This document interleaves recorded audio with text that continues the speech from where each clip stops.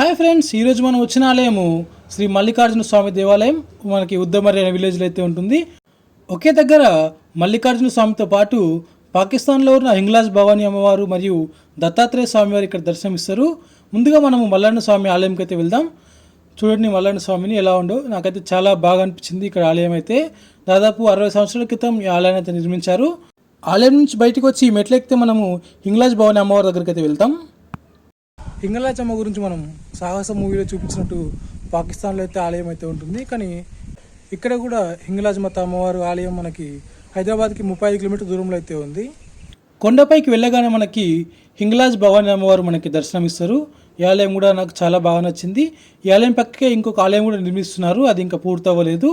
ఇక్కడ నుంచి మనం చూసుకుంటే పచ్చని వాతావరణం మంచిగా అయితే ఉంటుంది. ఈ ఆలయం నుంచి 100 మీటర్ల ముందుకు వెళ్తే మనకి దత్తాత్రేయ స్వామి ఆలయం కూడా ఉంటుంది. ఈ ఆలయం కూడా చాలా పురాతనమైన ఆలయం. దత్తాత్రేయ స్వామి ఆలయం ముందు మనకి కోనేరు ఉంటుంది. ఈ కోనేరులో మనము స్నానం చేసి తడిబట్టలతో గిరి ప్రదక్షిణ స్వామివారి చుట్టూ చేస్తే మన మీద ఎలాంటి చెడు ప్రయోగాలు చేసినా ఒకవేళ ఉన్న అవన్నీ తొలగిపోతాయని ఇక్కడికి వచ్చే భక్తుల నమ్మకం.